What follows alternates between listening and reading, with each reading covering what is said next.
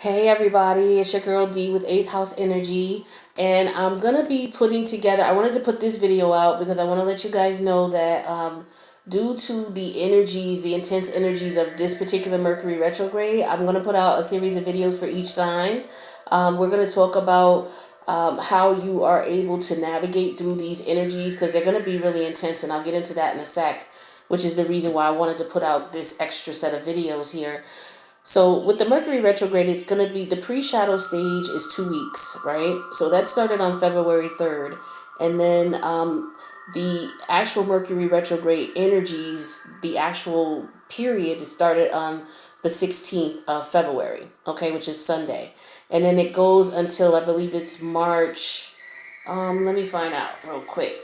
But it lasts the thick of it ends like the first week of March, but then the post shadow stage is gonna go for another 2 weeks, okay, and it's gonna go until the last week of March. So we're gonna be in these energies for the entire month of February and March, to be brutally honest. So yeah, it goes through March 9th, but then we have the shadow stage, which is from March 9th until March 23rd. And that's the very last full week of March. So again, we're going to be in these energies for the whole month of February and March. So I wanted to just put together this quick video to explain to you why these energies are really important for you to pay attention to, and what Mercury retrograde is about, because it's all about sitting back and reflecting. We're always on the go, making plans, deciding what we want to do, signing contracts, buying houses, making purchases, going on trips, going to work, doing. Mercury retrograde is a time for us to stop and reflect. It's a time for you to rewind and rest. Mercury is the planet that has to do with the conscious mind. You have two minds. You have the subconscious and the conscious. The conscious mind are the things that you can actually remember and take heed to, the things that you see every day and how you process them. That's the conscious mind.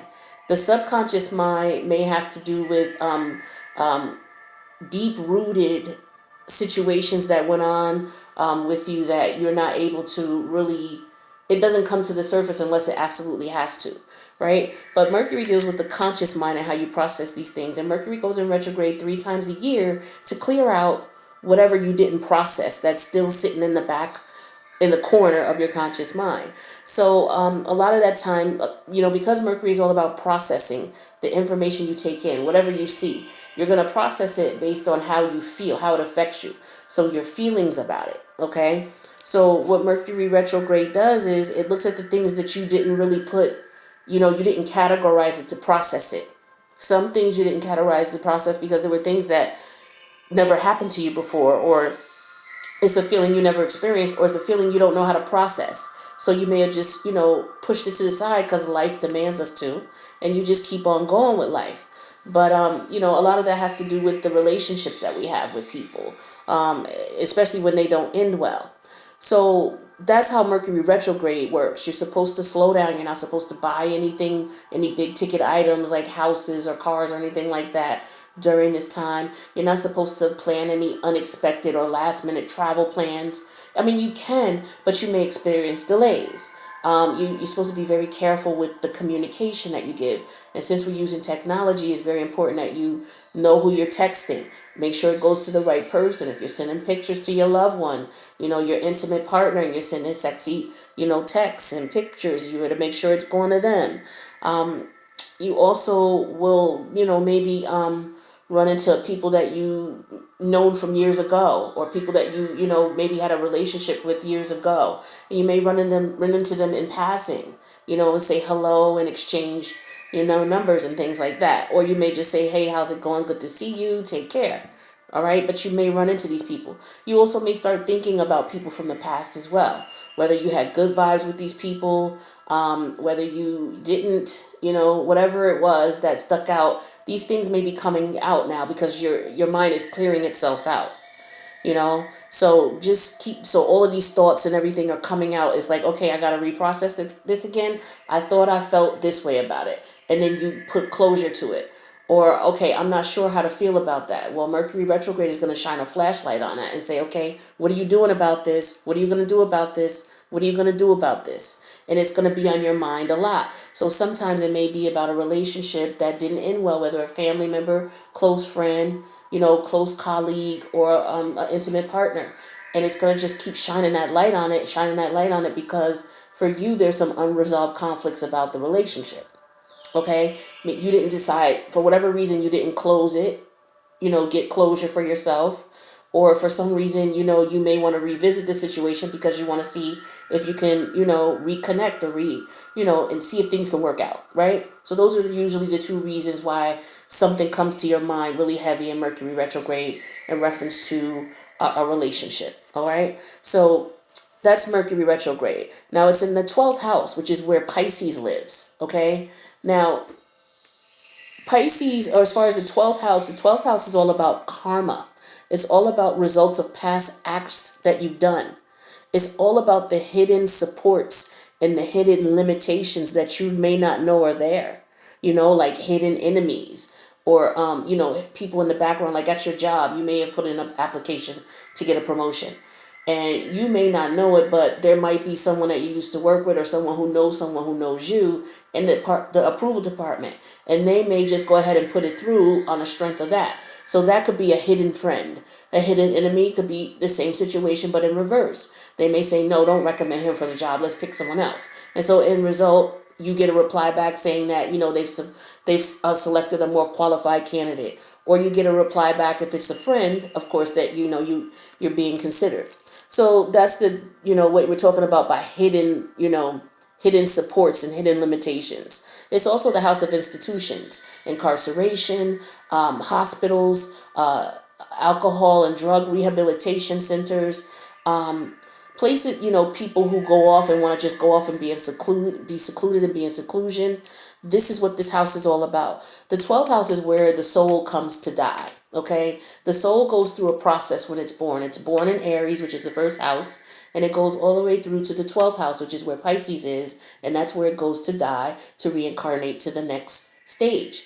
So Mercury retrograde being here is pulling things out of the subconscious that were in that closet, putting it in the forefront to say to you, is this going to live on? Are you going to reconnect with this person?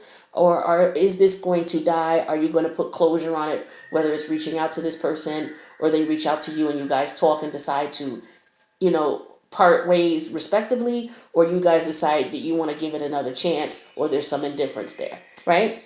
So this is why it's really important. Also, what's going on in the 12th house? The 12th house is ruled by Jupiter and it's ruled by Neptune. Now, Jupiter right now is in the 10th house, okay?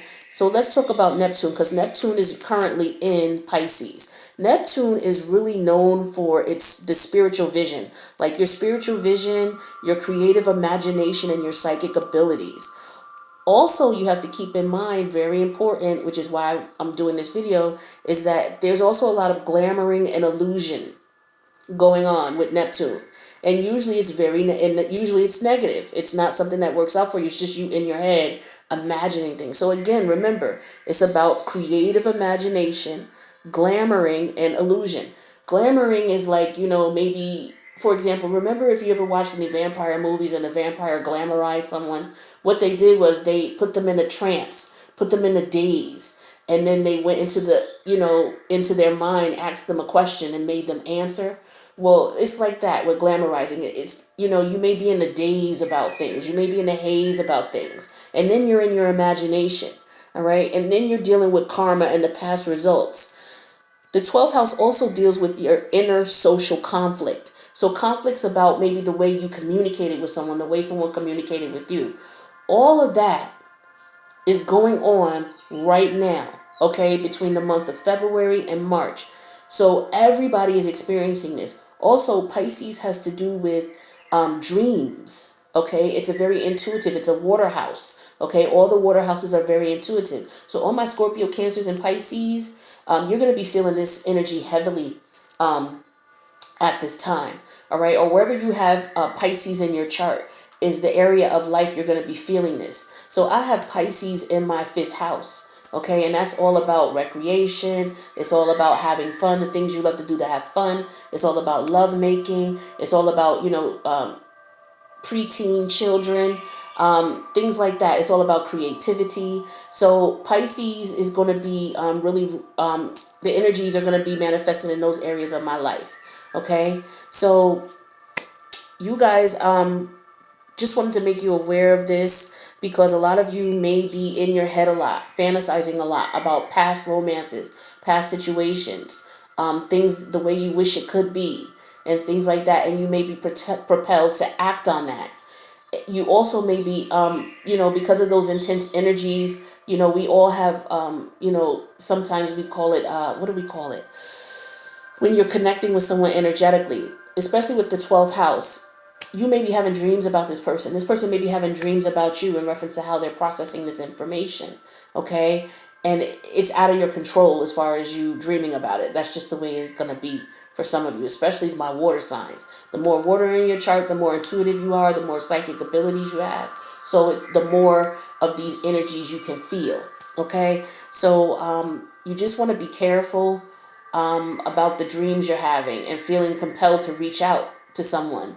It could just be because these energies are in Pisces. It's an illusion. Say, for example, you met someone, you dealt with them for a little bit of time, and maybe you and that person ended things and you didn't like the way it ended. You really liked this person. You really were attracted to them. But for whatever reason, things didn't get off the ground with you guys, in the way you wanted it to. There was intimacy there with you two, maybe you were sporadic and communicating, but it wasn't much. Say, for example, with these energies going on right now, because you really, were disappointed in the way things ended with that person, you may have dreams about them. So you may be compelled to get up, reach out to them when you haven't heard from them in months and they haven't heard from you. These are the types of things you might experience. So you do really need to be careful and thinking about, should I reach out to this person? The thing is how did the relationship end? Was this person reaching out to you? Were you the one doing all the work? If you were the one doing all the work, you got to let it go. This person knows where you are. They know how to contact you. They will get in contact with you. Don't play yourself. Don't do it. Even though you're reminiscing about all the good times you guys had, don't do it. This is the type of energy that's going on right now.